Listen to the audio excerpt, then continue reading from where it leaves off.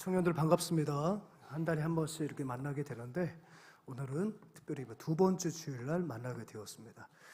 어제 김영찬 목사님이 저녁에 전화가 왔어요. 원래 그 부교육자들은 휴가 때에 절대 담임 목사한테 전화 안 합니다. 절대. 또 절대 전화 받기를 싫어합니다. 근데 여러분들도 마찬가지일 거예요. 그죠? 여러분들 휴가 중인데 오너가 전화한다 그러면 여러분 좋겠어요? 무슨 전화인가 싶어서 받았더니 오늘 이만저만해서 목사님 휴가지만 주일날 와도 되겠습니까? 자, 그러한 어떤 그 요청을 받아서 제 마음이 어땠을 것 같으세요? 1번 기분 나빴다. 2번 불쾌했다. 3번 좋았다. 네, 좋았다. 참 귀하다. 우리 또 지우자매도 이렇게 또 호주로 워킹 홀리데이 비자를 갖고 출국한다는데 또 함께 마지막 축복해 주고 싶어서 온다고 얘기를 하니까 너무 마음이 저도 참 좋았어요. 근데 또 한편 두려운 생각이 들었어요. 왜냐하면 제가 오늘 이 말씀을 여러분 나누려고 사실 이게 지난 주일 말씀이에요. 오늘 제가 또 1부부터 3부까지 한 말씀도 있어요. 그런데 사실은 이 말씀을 꼭 여러분들하고 나누고 싶었었거든요. 그래서 아마 세원이나 이런 아이들은 아마 두 번째 들을 건데 어차피 저 친구들은 주일날 설교를 2번 들어요. 제가 설교할 때는 어차피 설교에 참여하기 때문에. 그래서 제가 두려운 마음에 이렇게 했어요. 근데 설교는 내가 한다. 그랬더니 그렇게 하라고 그러더라고요. 그래서 제가 한 번 이 자리에 못 올 뻔했어요, 여러분. 또 와서 본인이 한다고 할까봐. 근데 아무튼 여러분들 이렇게 또 만나 뵙게 돼서 너무 반갑고요. 또 수련을 앞두고 있는 여러분들 모습을 보니까 더 기대가 되고 좋습니다. 스테판 에셀이라고 하는 그 사람이 있습니다. 이 사람은 프랑스 레지스탕스 출신이에요. 혹시 레지스탕스 아십니까? 한마디로 말하면 이 사람들은 우리나라 버전으로 한다면 오늘이 우리 광복 79주년 예배 기념주일로 지키잖아요. 독립운동가. 특별히 2차 세계대전 때 파리는 큰 충격에 빠졌어요. 1차 세계대전에 전범 국가들 낙인 찍혀서 엄청난 전쟁세를 배상해야 될 저 가난한 독일이 어느샌가 히틀러를 중심으로 전체주의가 돼가지고 또다시 전쟁을 일으켰고 또 이런 프랑스 사람들이 얼마나 자존심이 셉니까? 파리까지 점령을 당한 거죠. 프랑스는 너무 자존심이 상한 거예요. 그러니까 이제 프랑스 내에서도 이 나치 독일에 저항하기 위해서 게릴라가 만들어진 거죠. 우리나라 버전은 독립운동가가 만들어진 거예요. 독립군이 만들어진 거예요. 그 의열단이라든지 여러 독립군도 그 가지가 있잖아요. 그죠? 예. 뭐 서로 궁정, 북로 군정서 여러 개 있잖아요. 독립군도 굉장히 다양한 파벌이 있는데 이 프랑스는 레지스탕스로 하나를 모을 수가 있겠습니다. 그래서 이제 파리에서 이제 게릴라전을 하면서 끊임없이 나치 독일을 괴롭혔던 그런 저항 운동가였어요. 그래서 이제 2차 세계 대전이 끝나고 난 다음에 그는 이제 더 이상 나치 독일로부터 이제 자유하게 됐으니까 레지스탕스로 살 필요는 없는데 그런 사회에 소외된 곳을 바라보면서 끊임없이 저항하며 살았어요. 그래서 인권이라든지 그 다음에 기후운동에 일생을 투신했던 외교관이면서도 혁명가였던 사람이 스테판 에셀입니다. 근데 이 사람이 쓴 책이 하나 있는데 그 책 제목이 뭐냐면 분노하라예요. 분노하라. 스테판 에셀이 뭘 말하고 싶었냐면 오늘날의 이 자유평등 박애 정신, 물론 프랑스 대혁명 때부터 갖고 있었던 기치였지만 세계 제2차 세계대전을 통해서 중대한 위기에 처하게 되잖아요. 그죠? 나치 독일의 나라를 빼앗겼단 말이에요. 이 레지스탕스들이 수많은 피를 흘리고 수많은 노력 끝에 연합군이 승리하면서 이제 또다시 그들이 자유를 얻었는데 어떻게 보면 현대 프랑스의 민주주의의 그 출발은 레지스탕스의 저항 운동으로 시작이 된 거거든요. 그 저항이 무엇으로부터 시작됐어요? 분노로부터 시작된 거예요. 왜 독일이 이 유럽을 이렇게 흔들어 놓느냐? 왜 우리나라를 침범했는지 그것의 부정에 대해서, 불의에 대해서 분노할 때 저항할 수 있는 거거든요. 근데 이 늙은 스테판 에셀이 오늘날의 이 프랑스 청년들을 보다 보니까 분노가 없어. 의분이 없다. 의로운 분노가 없단 말이에요. 약자가 고통을 받고 또 세계 기후 문제에 대해서 선진국들은 마음껏 이산화탄소 배출하면서 저들의 배를 불리는 사이에 저 남태평양의 힘없는 나라들은 이유도 모르게 하루가 다르게 수면이 높아지면서 점점 설 곳이 없어지는 그런 지경에 이르렀어도 누구 하나 그것에 대해서 문제 제기를 하지 않고 거룩한 분노가 없는 거야. 그러니까 이 스테판 에셀은 프랑스 젊은이들에 대해서 일가를 하는 거죠. 제발 좀 분노해라. 이 프랑스는 거룩한 분노로 되찾은 나라다. 너무 개인화되고 너무 자신만 알아가는 그 세대에 대해서. 그래서 뭐 남들이 알아서 해주겠지 뭐. 내가 그 문제 개입하면 굉장히 복잡해. 이런 개인화된 프랑스의 청년들을 바라보면서 그는 분노하라고 일갈하고 있는 겁니다. 분노해라, 저항해라 라고 말하는 거죠. 여러분, 우리나라도 마찬가지예요. 고 김대중 대통령은 우리나라 민주화를 위해서 일생 헌신했던 귀한 분이죠. 근데 이분이 많이 독재 정권에 의해서 핍박을 받았어요. 박정희 정권, 서울에 보면 잠깐 오고 그 다음에 전두환 정권에 또다시 가택연금 또는 감옥에 투옥이 됐죠. 그가 젊은 날에 그를 따른 많은 사람들에게 이렇게 얘기합니다. 교도소 벽을 향해서라도 답답하면 담벼락이라도 소리를 질러야 한다. 내가 갇혔다고 해서 더 이상 내 목소리가 담장 밖으로 퍼져나가지 못한다고 기정사실화하여 불의를 바라보면서도 침묵하는 것은 비겁한 행동이다. 담벼락을 통해서라도 외쳐야 된다. 그러면 그 담벼락을 통해서 그 내가 외침의 파동이 느껴지게 될 것이고 그 파동이 결국에는 담장을 허물거나 뛰어넘을 수 있는 어떤 에너지가 될 수 있다는 거예요. 참으로 멋진 말이죠. 사랑 여러분, 우리는 요즘 M4 세대다 이런 말을 많이 합니다. 여러분 세대가 M4 세대라는 거예요. 너무 많은 것을 포기할 수밖에 없는 그런 시대라는 거죠. 똑같은 아파트 32평에 살아요. 그 32평을 일군 사람은 여러분들의 아버지예요. 여러분들의 아버지는 가난한 농군의 아들이 태어났습니다. 아버지의 스토리를 다 알고 있어요. 아버지는 아무것도 없이 상경해서 가진 고생을 다하면서 지금 이마만큼의 재산을 증식해나고 사회적 지위를 차지하고 있어요. 나는 거기서 태어났고 그 아버지로부터 많은 수혜를 덧입은 사람이에요. 이제 나도 뭔가 해보려고 하는데 아버지처럼 내가 뭔가를 해야 할 때 이 사회가 그걸 용납해 주지 않는 거예요. 현대판 음서 제도가 우리나라 공존하고 있어요. 예전에는 사법고시가 있어가지고 개천에서 용인하는 그런 기회를 얻을 수가 있었어요. 그런데 이제는 사법고시가 없어요. 내가 법관이 되려면 로스쿨을 가야 되는 거예요. 근데 로스쿨의 한 학기 수업료는 2천만 원이에요. 내가 의사가 되고 싶어요. 수능 한번 잘 보면 의대 가면 되는 거죠. 근데 요즘은 의학 전문대학은 또 있어요. 한 학기 수업료가 2천만 원이 넘어요. 그러니까 결국은 의사들이 의사를 하게 되고 법관아들이 법관하게 되는 거죠. 그게 바로 현대판 음서 제도가 되는 거죠. 그러니까 나는 아버지는 맨주먹에서 이것을 읽었지만 나는 그 아버지의 성공 신화를 들으면서 아버지가 읽어놓은 그 경제적 기반 위에서 뭔가 시작했지만 그 이상을 치고 올라가지 못하는 나 자신의 모습을 보면서 모든 걸 포기하게 되는 거죠. 결혼도 포기하고 취업도 포기하고 모든 걸 하도 많이 포기하다 보니까 M4 세대란 말을 아마 여러분들이 자조적인 그런 표현으로 아마 자주 들었을 거라 생각이 되어집니다.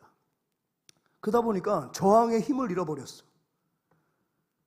내 몫을 내본들 누가 알아주겠느냐. 분노도 없어. 저항도 없어. 하지만 오늘 이야기합니다. 저항하라는 거예요. 분노하라는 거예요. 오늘 베드로전서도 지금 그 이야기를 하는 거예요. 베드로는 지금 이렇게 말하고 있습니다. 성도들이여 불순종해라. 불순종해라는 말은 교회에서 잘 어울리지 않는 것 같아요. 순종해라가 어울리는 거지. 근데 베드로서도 오늘 얘기하는 거예요. 불순종해야 된다. 저항해야 된다. 그래야 성도가 될 수 있다고 말을 하는 거죠. 여러분 우리 14절 한번 읽어볼까요? 14절 너희가 순종하는 자식처럼 전에 알지 못할 때에 따르던 너희 사욕을 본받지 말고. 여기 보면 너희가 순종하는 자식처럼. 순종이란 말을 헬라어를 풀어보게 되면 아주 재미있어요. 합성어예요. 휘포쿠오라고 하는 단어인데 이거는 두 가지 단어가 합성된 거죠. 휘포라고 하는 전치사와 아쿠오, 경청하다, 듣다라고 하는 동사가 합쳐져서 순종이란 말이 만들어지는 거죠. 뭘 말하는 거죠? 휘포라는 것은 전치사인데요. 무엇 아래에서란 뜻이에요. 무엇 아래에서. 즉 누구 아래에서 그 사람의 말을 경청하고 따르는 것, 이게 순종이라는 거죠. 그러니까 너희들이 하나님의 권위 아래에서 하나님의 말씀을 경청하는 그런 순종의 자식이 되려면 전제될 것이 하나 있는데 그게 뭐예요? 저항해야 된다는 거예요. 불순종해야 된다는 거예요. 자, 순종의 자식이 되려면 불순종해야 된다는 겁니다. 자, 무엇에 대해서 불순종을 하는 거죠? 너희가 전에 하나님을 알지 못할 때에 따르던 너희 사욕을 본받지 말고, 즉 하나님의 권위를 알기 전에 내가 최고라고 여겼던 너희들의 욕망, 욕구 이런 것들에 대해서 너희들은 불순종해야 된다는 거예요. 하나님을 알지 못하는 때에 따르던 그 어떤 것들에 대해서 저항해야 된다는 거예요. 그래야 너희가 하나님의 권위 아래에서 그의 말씀을 따르는 순종의 자식이 될 수 있다는 거죠. 그게 역설이에요. 순종의 자식이 되려면 불순종해야 된다는 거예요. 대상이 다르다는 거죠. 하나님을 순종하려면 세상에 대해서 저항할 수 있어야 된다고 말을 합니다. 그렇다면 여러분, 우리가 하나님을 알지 못하는 때에 따르던 사욕, 우리가 하나님을 알지 못하는 사람들이 만들어내는 그런 욕망들을 구체적으로 우리가 어떻게 정리해 볼 수 있을까요? 탁월한 설교자였고 많은 목회자들이 존경하는 존 스토트라고 하는 영국 성공의 목사님이 계세요. 이 존 스토트 목사님은 이제 소천하셨는데 그는 살아생 전에 많은 저작을 통해서 우리에게 성경적인 매우 복음적인 통찰력을 제공해 주고 계시거든요. 그는 목회자면서 사회의 모든 문제들에 대해서 언급하는 것에 대해 두려움이 없었어요. 존 스토트가 만들어낸 업적 가운데 이제 9월 달이면 송도 컨벤션 센터에서 우리나라 큰 행사가 열려요. 세계적 행사가. 그게 바로 뭐냐면 국제 로잔 선교대회예요. 스위스 로잔에서 비롯된 선교대회인데 그것에 출발을 하게 만들었던 사람이 존 스토트예요. 존 스토트가 주창했던 게 뭐냐면 그리스도인들은 사회적 책임을 다해야 된다.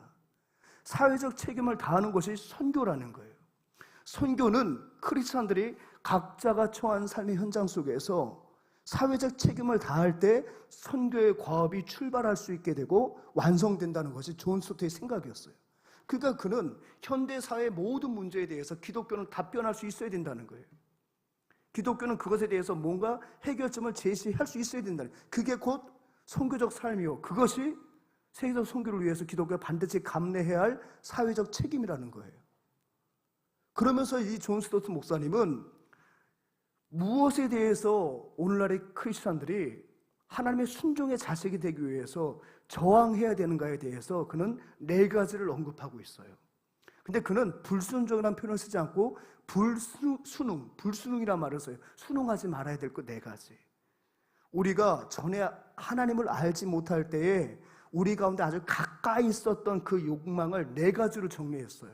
이 4가지에 대해서 우리가 저항해야 된다는 거예요. 첫 번째가 바로 무엇입니까? 첫 번째, 다원주의에 불순응해야 된다. 다원주의. 다원주의 얘기 많이 들었죠, 여러분? 다원주의는 하나의 진리가 없다는 거예요. 어떻게 이 세상에 하나의 진리만이 있을 수 있겠냐는 거예요. 모두에게 진리가 있다는 거예요. 종교로 말한다면 어떻게 기독교만이 천국에 이를 수 있는 유일한 길일 수 있겠느냐? 타 종교에도 가만히 들어가서 교리를 살펴보게 되면 타 종교도 구원을 얘기하고 타 종교도 사후세계 그 어떤 것을 얘기하더라. 그런데 불교의 극락이나 기독교에서 말하는 천국이나 다를 게 없다. 표현만 다를 뿐이다. 그러니까 다원주의 하는 말은 뭐냐면 너도 답이고 너도 답이란 얘기예요. 여러분, 그것은 뭘 말하죠? 이 세상에는 답이 없다는 거예요. 답이 없으니까 너도 답이고 너도 답인 거예요. 예를 들어서 여러분들이 중간고사, 기말고사, 수능을 봤는데 한 문항에 답이 2개야. 그러면은 그 문제를 출제한 사람들은요, 여론의 문매를 맞는 거예요. 그때 한국학력평가원은 아주 혹평을 받는 거예요. 문제 자체가 잘못된 거죠. 답이 2개일 수는 없는 거거든요. 진리는 유일성을 가지고 있는 거잖아요. 그 얘기 뭐냐면 너도 진리고 나도 진리야. 좋게 말하면 서로가 진리라고 말하는 건데 뒤집어 보면 이 땅에서 진리는 없다는 거예요. 나도 진리일 수 있고 얘도 진리일 수 있다는 거예요. 이게 다원주의예요. 그러니까 여러분, 기독교가 굉장히 다원주의자 입장에서 볼 때는 무례한 거죠. 다른 종교를 인정하지 않는 거야. 무례한 거야. 여러분, 예전에 땅밟기라는 것이 한동안 굉장히 유행이었어요. 땅밟기가 뭔지 아시죠? 예를 들어서 여리고성을 점령을 할 때 하루에 한 바퀴씩 땅을 밟고 여리고성을 돌고 7일째 7바퀴 돌아서 성이 무너졌단 말이에요. 그냥 목사님들이 그런 걸 가지고 여러분 우리가 지금 땅을 사야 되는데 저기 광명에 이번 신도시가 온다는데 우리가 언제 그래 독산동에 있을 수 있겠냐. 이건 저의 속내를 말한 게 아니에요. 예를 들어서 얘기하는 거예요. 그러니까 우리가 저기 가서 우리가 정말 깃발을 꽂아야 될 거 아니야. 그러면 땅 밟기 가자. 매일 가서 기도하면서 땅을 밟는 거야. 물론 여러분 한 믿음의 행위로 본다면 그럴 수 있어요. 그것과는 애교로 봐줄 수 있어요. 그런데 저 강남 한복판에 가보면 보은사라고 있거든요. 저 우상 숭배하는 것들이 강남 한복판 노른자를 딱 차지하고 있는 거야. 그러니까 믿음의 청년들이 가서 그 사찰 주변을 돌면서 사찰에서 막 예배드리고 기도하고 막 땅 밟기라고 이렇게 하는 거. 여러분 그게 옳을까요? 그게 옳을까요? 꼭 그렇게 해야만 하나님의 유일함이 드러나는 겁니까? 여러분 이런 건 무례한 거예요. 그런 건 몰상식한 거예요. 하나님은 영이시기 때문에 우리가 꼭 그곳의 땅을 밟지 않아도 하나님을 아는 것, 하나님을 알지 못해서 우상 숭배하는 저들을 불쌍히 여겨 주시고 우리나라 전통 문화라고 하는 그 미명하에 너무나도 불교가 횡행하는 우리나라를 불쌍히 여겨 주시고 더 이상 저들이 우상 숭배하늘에 열심을 품지 않고 바른 길로 오도록 도와주세요. 기도할 수 있잖아요. 근데 거기 가서 막 하고 막 불쌍 모가지 쳐버리고 여러분 이런 건 무례한 거예요. 그래서 리차드 마우라고 하는 그 목사님이 무례한 기독교라는 책을 썼죠. 그러니까 여러분 다원화된 사회 속의 기독교는 매우 무례한 종교로 폄하하죠. 그래서 오늘날 우리 대한민국도 이 다원화가 되기 때문에 예수 안에 구원이 있습니다라고 말하면 굉장히 무례하다고 말을 해요. 여러분 어떤 면에서 인간적으로 생각할 때 이 다원주의가 매우 매력적이죠. 이번에 이 프랑스가 이 올림픽을 치르면서 온갖 못된 짓을 다 했어요. 그죠? 예. 레오나르도 다빈치의 그 최후의 만찬을 희화화했죠. 그 예수라고 하는 사람도 성소수의 모습으로 앉아있고 주변에 있는 제자의 모습들도 각종 성애자들이 다 있는 거예요. 근데 그 친구들은 평등과 박애라는 것을 매우 잘못 이해하고 있는 거예요. 다원화된 사회 속의 그 문화, 우리는 그것에 대해서 저항할 수 있어야 된다는 거예요. 여러분 친구들과 대화하다 보면 이 다원주의가 아주 일상화됐다는 것을 알게 될 거예요. 그것에 대해서 우리는 저항할 수 있어야 된다는 거예요. 무엇으로? 진리의 말씀으로. 그것에 대해서 우리가 순종하는 그 순간 우리는 하나님의 권위 아래 순종하는 자식이 될 수 없는 거죠. 그래서 존 스토트는 이 시대에 우리에게 말하는 게 무엇에 대해서 불순해야 된다? 이런 다원주의에 대해서 불순응해야 된다. 그리고 우리가 타종교를 대할 때에는 우리가 참된 진리의 복음을 전할 때에는 지극히 겸손해야 된다. 다원주의를 따르는 사람들에게 흠집이 잡히지 않도록 매우 고상하고 매우 겸손하게 가장 고상한 지식인 복음을 전할 준비를 해야 된다. 동의하시면 아멘. 그것을 얘기한 거죠. 두 번째, 무엇에 대해서 불순응해야 된다? 물질주의에 대해서 불순응해야 된다. 제가 길게 얘기하지 않을 거예요. 물질주의에 대해서. 여러분 오늘날 많은 성도들도 교회도 이 물질주의에 굉장히 천착되어 있죠. 무조건 결과가 뭔가 많이 남기면 그게 축복이라고 생각을 하는 거죠. 제가 전에도 한번 얘기했지만 한 번 더 얘기할게요. 제가 학부 다닐 때 저는 신학대학을 나왔거든요. 개강 수련을 하게 되는데 정말 유명한 목사님이 오셨어요. 우리 교회에서 얼마 안 떨어졌어요. 유명한 목사님 오셔서 설교하는 가운데 그분은 서울시 우리 동네에서 얼마 안 떨어진 교회 담임 목사님이시거든요. 근데 이분이 과천에다가 교회에서 좀 땅을 사뒀다는 거죠. 근데 그 과천이 개발이 되면서 땅값이 올라가지고 그 땅을 되팔아서 엄청난 수익을 창출했다는 거예요. 여러분 서울 관악구에 있는 교회가 과천에 땅 살 이유가 있어요? 근데 뭔가가 정보가 되고 땅을 산 거야. 근데 과천이 개발되면서 엄청나게 부동산 값이 폭등을 해가지고 엄청나게 시세 차익을 본 거예요. 그것을 하나님의 은혜라고 딱 얘기를 했어요. 그러니까 대다수의 많은 신학생들이 우린 또 그렇게 들어왔으니까 여러분 얼마 주고 샀는데 평당 얼마 줘서 얼마 수익을 얻은 줄 믿으시기 바랍니다. 했더니 아멘. 우리 신학생도 그랬어. 나도 사실 아멘 했어. 나도 사실 아멘 했어. 그랬었는데 갑자기 제 동기 중에 또라이가 하나 있어요. 그 또라이가 가지고 손을 딱 드는 거예요. 왜 또라이냐면 얘는 우리하고 좀 생각이 좀 달랐어요. 그러고 보니까 얘는 바로 우리 학교의 스테판 에셀 같은 사람이었어요. 끊임없이 저항했던 친구였어요. 이 친구 손을 딱 드는 거예요. 걔가 손을 딱 드는데 갑자기 내 마음이 분위기가 좀 쎄한 거예요. 왜? 우린 그 친구를 알고 있거든. 근데 이 강사 목사님이 신학생이 들고 질문했습니다. 목사님 그러니까 대답시키면 안 되는데 질문 받으면 안 되는데 했더니 이 불길한 얘기이 적중한 거예요. 목사님 그건 축복이 아니죠. 그건 부동산 투기입니다. 어떻게 부동산 투기를 축복이라고 말씀하십니까? 그랬더니 뒤에 있던 우리 교목실장이 딱 일어나더니 제 끌어내! 빨리 끌어내! 그래서 뭐 대통령, 우리나라 대통령이 입틀막 했다고 그랬잖아요. 입틀막의 원조는 우리 학교였어요. 예비원들이 가서 입 틀어맞고 걔 선배들이 입 틀어맞고 끄집어냈어요. 그런데 입을 열면서 목사는 그건 투기입니다. 투기입니다. 투기입니다. 투기입니다. 걔 정황 먹을 뻔했어요. 근데요. 이게 벌써 20년이 훨씬 더 된 이야기잖아요. 근데 저는 그 친구가 지금 목사인데 그 친구 너무 멋있어요. 그건 투기예요, 여러분. 제가 주는교회 목사면 우리 교육관 지려면 서야 되고 옆에 그러는 거예요, 자꾸. 이 설계업자들이 그러는 거예요. 목사님 옆에 있는 걸 빨리 사야지. 이게 지금 작아가지고 아무것도 안 나온다는 거, 아무것도. 이거 빨리 사야 된다는 거예요. 그러면 그걸 살 수 있는 거죠. 왜? 우리 교회가 여러 가지 여러분들 위해서 뭔가 할 때 필요에 의해서, 여러분 교회는요 필요에 의해서 짓는 거예요. 동의하시면 아멘. 필요에 의해서 짓는 거예요. 예를 들어서 성도들이 많은데 공간이 좁아. 예배를 1부부터 7부까지 드려봤어. 그런데도 좁아. 분리개척을 해줘봤어. 그런데도 좁아. 이러다가는 뭔가 안전사고가 날 것 같아. 그러면 하나님 앞에 기도하고 교회를 짓는 거예요. 지금 우리 교회는 지금 공간이 없어요. 태부족이에요. 여러분들이 지금 여기서 예배 드리는 거기 때문에 쫓겨난 디아스포라 우리 성도들이 지금 요고프레소에 가 있어요. 저기서 이렇게 앉아서 3, 4, 5 얘기하면서 오예배 기다렸던 많은 어르신들이 갈 자리를 없어서 어르신들이 지금 교회 중심에 도처에 카페에 지금 다 흩어져 있는 디아스포라 우리 사랑하는 어른들이 계세요. 어른들이 요고프레소를 너무 잘 알더라고. 근데 내가 장로님 여기 자주 오세요 했더니 우리 낮에 갈 데 없어 여기 와 있어요. 여기 오면 다 만나요. 제 마음이 너무 짠한 거야. 근데 여러분 교회는요 필요에 의해서 짓는 거예요. 그러니까 필요에 의해서 짓다 보니까 땅이 필요할 수는 있겠죠. 근데 제가 엉뚱하게 과천에 땅을 살던 이유가 있어요?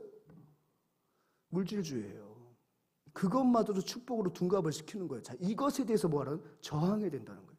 돈이면 다 되는 줄 아는 것에 대해서 저항할 수 있어야 된다는 거죠. 우리가 그럴 때 우리가 하나님의 권위 아래서 순종의 자식이 될 수 있다는 거예요. 욥기를 보게 되면 이런 말씀이 있습니다. 1장 21절 구약에서 의인으로 인정받은 욥은 이렇게 말을 하죠. 내가 모태에서 알몸으로 나왔사온즉 또한 알몸이 그리로 돌아가올지라.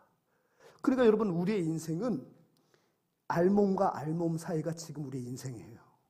영화 제목 같지? 19금 영화. 그렇지? 알몸과 알몸 사이를 살아가는 거예요. 우리 인생 별거 아니에요, 여러분. 지금 알몸과 알몸 사이에 요 토막이 우리 인생이라고요. 어차피 우리는 또 알몸으로 돌아가는 거예요. 근데 우리는 그 너무나도 많은 물질에 천착해서 살아간다는 거죠.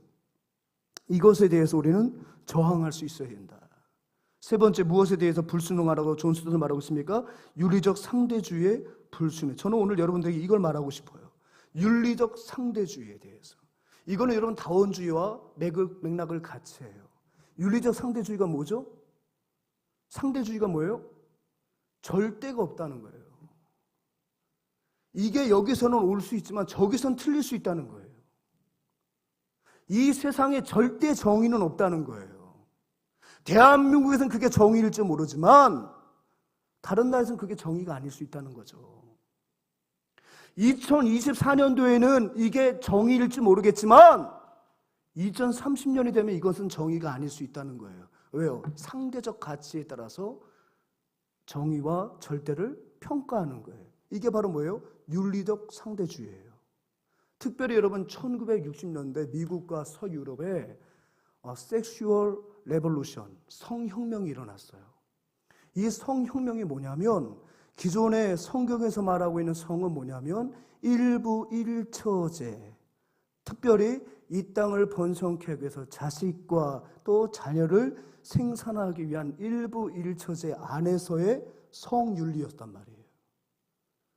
벌써 이 말이 벌써 거부 반응 일으킨 친구들이 있죠. 왜? 이 나라의 문화가 이미 성혁명 이후에 성해방을 부르짖는 일에 저와 여러분 너무 자유로워진 거예요. 근데 1960년도에 미국과 서유럽을 상대로 해서 이런 것이 우리의 존엄성을 가로막고 있는 것이다.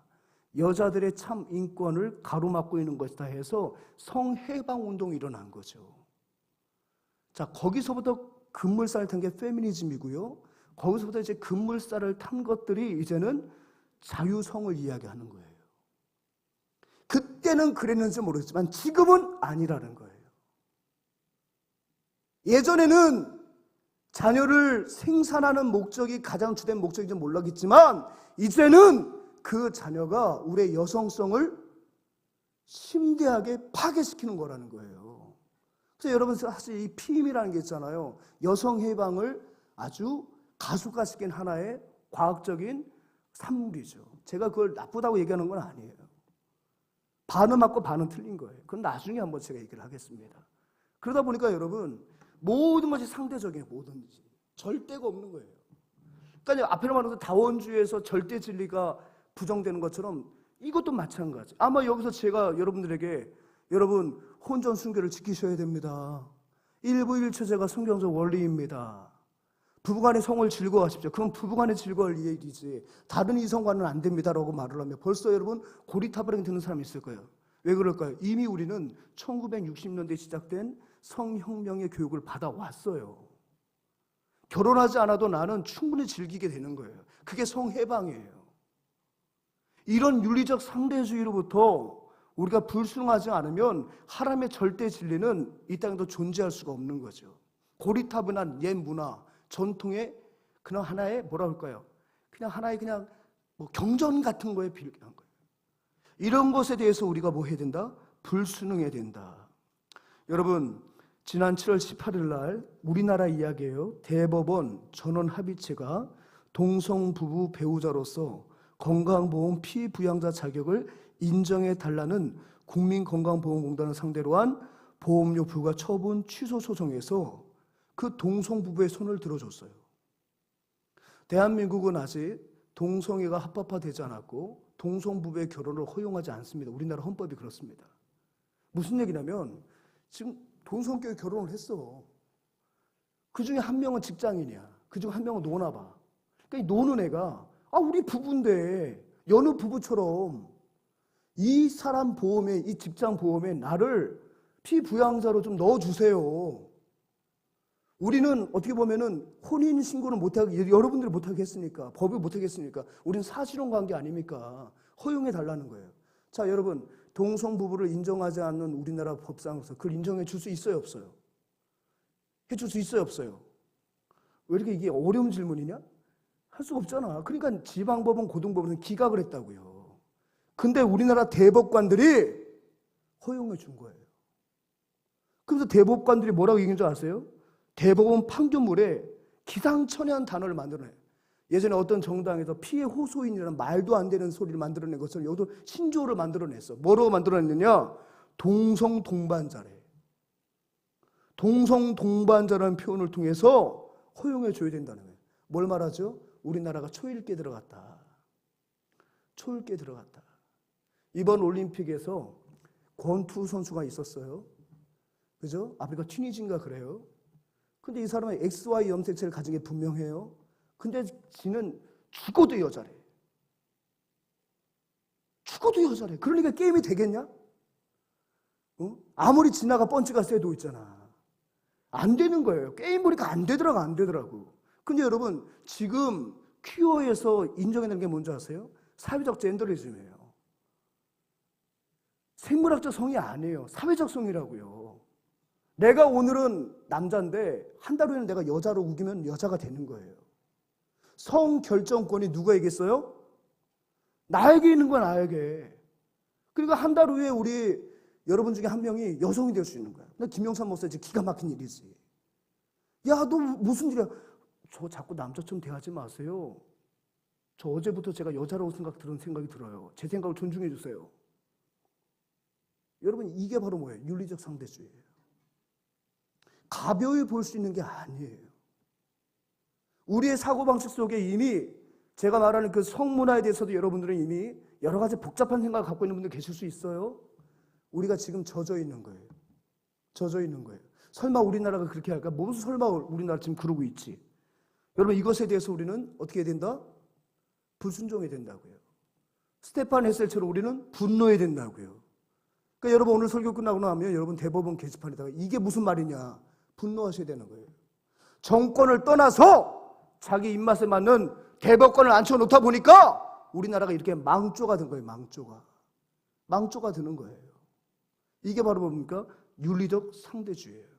여러분, 이런 문화에 대해서 우리가 불순응해야겠죠. 저항해야겠죠. 그래야 우리가 하나님의 권위 아래 있는 순종의 자식이 되는 거예요. 마지막 네 번째가 무엇입니까? 나르시즘에 불순종이 된다. 고대 그리스 신화를 보게 되면 나르키소스라고 하는 미소년이 있었습니다. 아무래도 꽃미남이었던 모양이에요. 여기도 보면은 지금 꽃미남들 많잖아요. 모자 쓰고서 제 꽃미남이거든. 잘생겼거든. 딱 보면은 너무 잘생겨. 여기 친구들 많아요. 고개 들어봐. 너일 수 있다. 조이가 너일 수 있어. 아니야? 왜 스스로가 자꾸 이렇게 또 겸손해졌죠, 우리 조이기가? 어찌됐든 간에. 근데 자기가 봐도 너무 잘생긴 거야. 자기가 봐도. 그러니까 여러분들이 아니라고 하면서 자꾸 거울 보면서 막 이러면서 오분 있는 애들은 다 나르키즘 빠진 애들이에요. 어느 날 지가 길을 건너, 달빛이 창연한 날 이렇게 길을 건너가다가 냇가를 봤는데, 강을 건너고 있는데 이 강물에 비친 지 모습이 너무 아름다운 거야. 그래서 이 모습을 보니까 너무 아름다운 소년이 자기를 보고 있어. 그 소년을 만져보려고 하다가 그만 물에 빠져 죽었네. 거기서부터 비롯된 것이 나르키시즘이야. 자기예요. 1970년대 유해지 운동이 일어나면서 자아실현 욕구를 강조한 인간 잠재력 회복 운동이라는 게 일어났어요. 그게 바로 유해지 운동의 시작이에요. 뭘 말하냐? 우리 인간 안에는 신이 필요 없는 엄청난 내재된 잠재력이 있다는 거예요. 이 잠재력을 끄집어내면 더 이상 신이 필요 없다는 거예요.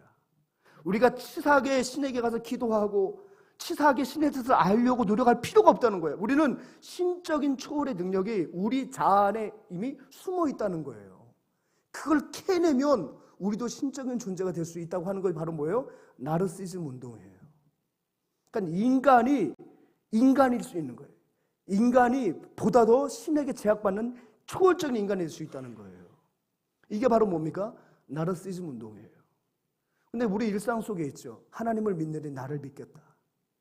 전도에 보면 별의별 소리 다 들어요. 하나님을 왜 믿어? 나의 열심을 믿어야지. 나의 의지가 있는데. 이게 바로 뭡니까? 넓은 범주 안에서 나르시즘에 빠져 있는 거죠. 이게 바로 현대 사회에 우리가 불순응해야 하는, 이것에 대해서 저항해야 우리가 하나님 앞에 순종의 자식이 될 수 있다고 존 스토트는 예를 들고 있는 겁니다. 그렇다면 여러분 15절 한번 읽어보겠습니다. 오직 너희를 부르신 거룩한 이처럼 너희도 모든 행실에 거룩한 자가 되라. 사랑하는 여러분, 모든 행실에 우리를 부르신 예수님처럼 거룩한 자가 되려면 예수님이 인간의 몸으로 오셨을 때 어떻게 인간에 내재되어 있는 이런 욕구들을 이겨내셨는지를 보면 되는 거죠. 여러분, 여기 전기전자과가 있을지 모르겠는데 그 전기 용어를 보게 되면 물리학적 용어에 저항값이라는 게 있어요. 들어보셨어요? 저항값. 뜻이 뭐죠? 전자 이동을 방해하는 힘의 수치예요. 그래서 여러분, 저항, 옴이라고 하잖아요. 옴, 1옴. 1옴은 1볼트의 1암페어의 전류를 방해하는 힘이 1옴의 옴. 그러니까 이 저항값이라는 거예요. 그러니까 저항값이 세면 전기가 잘 통해요, 안 통해요? 안 통하는 거예요. 그러니까 전기가 잘 통하려면 저항값을 낮추고 전기를 차단하려면 저항값을 높여야 되는 거예요. 근데 자연스럽게 저항값을 높이는 방법이 뭐냐면 선을 길게 만들면, 전송 코드를 길게 만들어버리면 저항값이 굉장히 커져요. 그러니까 멀찍이 떨어지면 되는 거예요. 사랑하는 여러분, 우리의 신앙이 이러한 시대의 네 가지 사상으로부터 우리가 거룩한 하나님의 자녀로서 살려면 저항값을 키워야 되는 거예요. 그럼 구체적으로 어떻게 저항값을 키워야 될까요? 첫 번째, 영의 생각을 해야 된다는 거예요. 육신의 생각을 배격하고 영의 생각에 힘을 써야 된다는 거예요.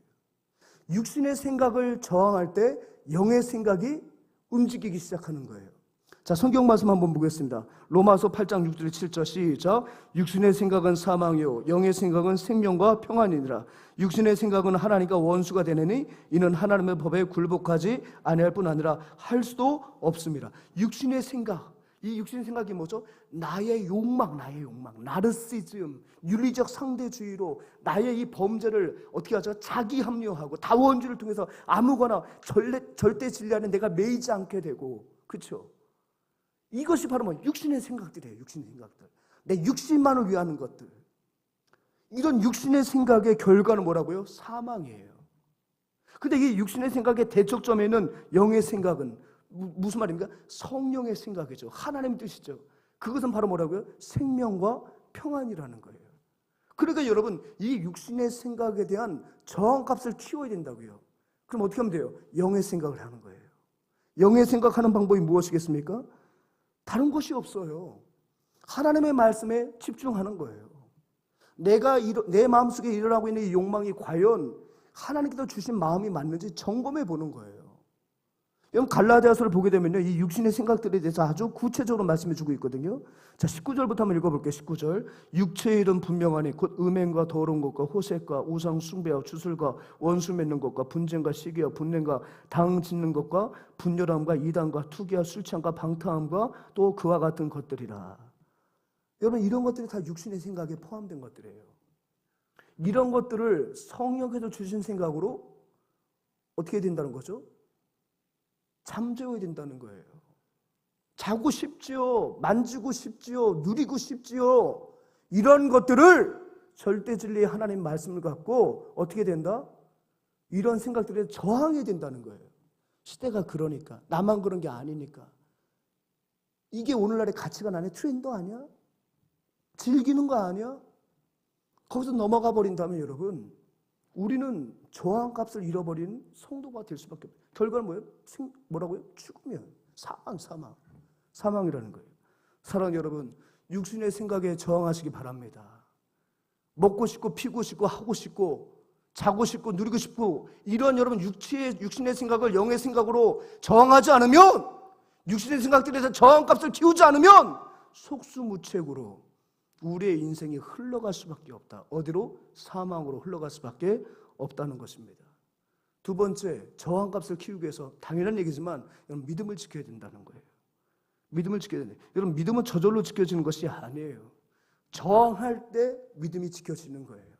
여러분, 베드로전서 4장 12절 14절 같이 한번 읽어볼까요? 시작. 사랑하는 자들아, 너희를 연단하려고 오는 불시험을 이상한 일 당하는 것 같이 이상히 여기지 말고 오히려 너희가 그리스도의 고난에 참여하는 것으로 즐거워하라. 이는 그의 영광을 나타낼 때에 너희로 즐거워하고 기뻐하게 하려 함이라.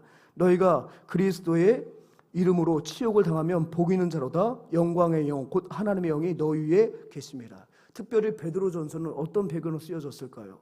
여러분, 1세기 네로 황제 이후에 많은 기독교인들이 정말로 순교를 많이 했어요. 박해를 받았어요. 베드로도 자신의 이제 목숨이 얼마 남지 않았다는 걸 알았고, 흩어져 있는 기독교인들이 수많은 로마인들에 의해서, 유대인들에 의해서 학대가 되고 학살받는 것을 알고 있었어요. 그래서 베드로전서를 쓴 거예요. 아무리 너희들 가운데 불같은 시험이 있고 너희들에게 믿음을 빼앗으려고는 악한 자들의 도모가 있더라도 그러한 일을 이상히 여기지 말고 뭐 하라는 거예요? 정면 돌파하라는 거예요. 믿음으로 그 고난을 이겨내라는 거예요. 불로 연단해도 없어지지 않을 같은 믿음으로 맞서라는 거예요. 저항하라는 거예요, 여러분. 여러분, 고난 가운데 믿음으로 저항하지 않으면 우리는 순종의 자식이 될 수 없어요. 저항하는 거예요, 여러분. 저는 금요일마다 여러분들 오시잖아요. 여러분 정말 저항 잘하는 거예요. 오늘 여러분 이곳에 오신 것도 저항하신 거예요. 저항하신 거라고요. 얼마나 여러분 이 시간에 갈 때가 많아요. 근데 여러분 저항했기 때문에 여기 오신 거예요. 우리의 믿음에 대해서 세상이 얼마나 조롱해요. 너 고등학교 때부터 그렇게 신앙생활을 했는데 너 지금 네가 누리는 게 뭐냐? 교회 다니지 않는 사람하고 네가 다를 바가 뭐냐? 오히려 즐기면서 사는 인생들이 더 멋져 보이지 않냐?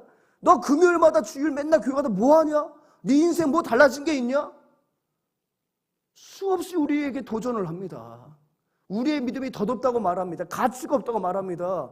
인간답지 않다고 말을 합니다. 하지만 여러분, 이것에 대해서 지키시라고요. 그렇게 말하는 것에 대해서 이상히 여기지 말고 소원하게 생각하지 말고 끝까지 저항하라는 거예요. 사랑하는 여러분, 믿음은 저항할 때 지켜지는 것인 줄 믿습니다. 마지막 세 번째 무엇입니까? 여러분, 헌신을 드리라는 거예요. 저항하여 헌신을 드리라. 예배를 드리라는 거예요. 여러분, 상황에 저항하지 못하면 예배가 망가지는 거예요. 상황에 저항할 때 참된 예배가 주어지게 되는 거죠. 여기 여러분, 오늘도 누구 만나면 여러분들이 여러 가지 일을 하시는데 유익한 일이 많을 거예요. 근데 그 상황에 저항하는 거죠. 여러분, 사도행전 16장 25절 26절 한밤중에 바울과 실라가 기도하고 하나님을 찬송하며 죄소리를 듣더라. 이에 갑자기 큰 지진이 나서 옥토가 움직이고 문이 다 열리며 모든 사람 매인 것이 다 벗어진지라. 뭘 말하고 있습니까? 바울과 실라가요, 성령의 인도함을 받아서 마게도냐 첫 성인 빌립보에서 복음을 전했습니다. 첫 번째 전도 받은 사람이 누구냐면 귀신 들린 여자였거든요. 귀신 들려가지고 점을 치던 여자예요. 그러니까 무당. 근데 이 무당을 지배하고 있었던 이 포주들이 있었어. 근데 얘가 신기가 떨어지고 나니까 점을 못 치잖아요. 그러니까 소득이 없는 거예요. 그러니까 너 그 신 어디 갔냐? 저 사람들이 기도해 적어도 신이 떠났다는 거예요. 귀신이 떠났다는. 그러니까 이 바울과 실라를 고소고발해가지고 엄청 두들겨 맞았어요. 선열이 낭자한 모습으로 감옥까지 갇혔단 말이죠. 그런데 여러분, 이 바울과 실라가 그날 밤에 뭐 했다고요?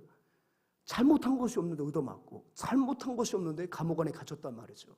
그런데 바울과 실라가 그 상황에 저항했어요. 그 현실에 저항했어요. 그 저항, 무엇을 저항했습니까? 한밤중에 바울과 실라가 기도하고 하나님을 찬송하며. 이러한 상황에 저항할 때 참된 예배가 이루어지는 거예요.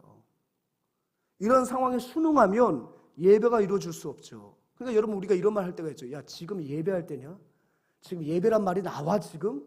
지금 나한테 예배 드리러 가자고? 너 정신없는 거 아니야? 나 슬픈 거 안 보여? 나 헤어진 거 안 보여? 나 걔랑 헤어졌다고. 나 오늘 마시고 싶다고. 근데 나한테 예배 드리러 가지고 너 제정신이냐? 지금 예배 드릴 분위기냐? 우리 이런 말을 하잖아요. 여러분, 그 말 맞아요. 세상은요, 자꾸 우리로 하여금 예배 드릴 수 없는 환경으로 만들어 가요.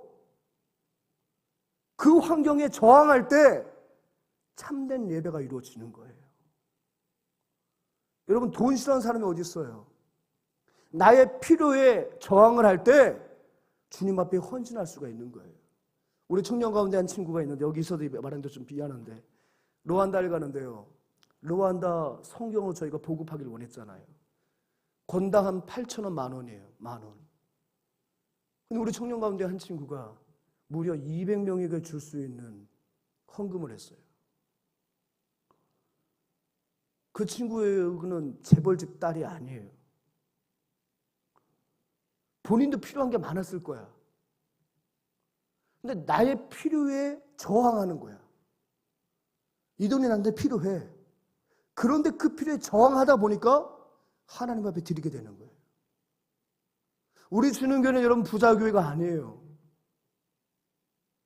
그런데 부자교회처럼 선교해요. 왜 그럴까요? 우리 교회 필요에 우리가 저항하는 거예요. 영어 캠프 하니까 목사님 친구 목사들이 몇 명 와서 내가 불렀어. 너희들도 하라고 불렀어. 근데 그 중에 한 친구가 우리 목사님들 한번 방문했잖아요. 그죠? 한 친구가 나한테 그러더라고요. 자기 교회에서 안 되는 게 두 가지가 있대. 뭐냐 했더니 첫째, 청년 목회가 안 된대. 자꾸 그래도 김용찬을 탐내. 나 이제 그 친구가 잘 안 만나려고. 자꾸 용찬이 달래. 두 번째, 선교가 안 된다는 거예요. 교회가 선교를 안 한다는 거예요. 이번에 그 교회 있잖아. 10억 들여서 리모델링 했다. 원래도 우리 교회보다 좋았어. 10억 들여서 리모델링을 할 돈은 있어도 선교할 돈은 없어. 그러니까 이 목사는 선교에 대한 열정이 있다 보니까 그게 너무 가슴이 아픈 거야. 나한테 와서 그러더라고. 내가 지금 부임한 지 7년 차인데 안 되는 게 두 가지가 있다. 첫째, 청년 목회가 너무 안 되고, 두 번째, 뭐가 안 된다? 우리에겐 선교가 안 된다. 선교 안 되는 이유가 뭔지 아세요? 교회 필요를 먼저 챙기니까 안 되는 거예요. 교회 필요를 먼저 채우니까 안 되는 거예요. 그 교회 앞마당에 내가 갖고 싶은 차가 하나 있어. 솔라티라고. 15인승 버스가 하나 있어. 거기도 푸드트럭도 있어. 푸드트럭도. 나름대로 막 주고 싶어서 막 샀는데 활용을 못해. 나한테 그러더라. 푸드트럭 갖고 가서 쓰래. 저한테 주면 전 잘 쓰죠, 여러분. 그러니까 모든 건 다 사놨어. 교회 필요 위해서 막 사놨어. 막 전도만한테 다 사놨어. 근데 선교에 대해서는 허비라고 생각하는 거. 미안한 얘기지. 사는 여러분, 우리도 마찬가지예요. 내 필요에 대해서 내가 저항하지 못하면 남한테 줄 돈이 없는 거야. 내 상황에 내가 저항하지 못하면 예배드릴 시간이 없는 거야. 말씀 정리할게요. 저항값을 높이시기 바랍니다. 우리 주님교회 청년들은 저항값이 높은 청년들이 되기를 바랍니다. 그러려면 어떻게 된다? 네 가지 사상의 정체를 바로 알고 그것에 불순응하고 날마다 우리 신앙의 저항값을 늘려가는 거예요. 어떻게? 육신의 생각을 처복종시키고 영의 생각을 하고 늘 환난과 고난이 오는 것에 대해서 두려워하지 말고 맞서서 끝까지 믿음 지키고 세 번째, 나의 필요를 저항하여 헌신하고 나의 상황에 저항하여 예배할 때 우리의 저항값은 상승 곡선을 그리게 되고 바로 그럴 때 우리는 주님 앞에 순종의 자식이 된다는 사실을 기억하시는 여러분 되시기를 주님으로 축복합니다.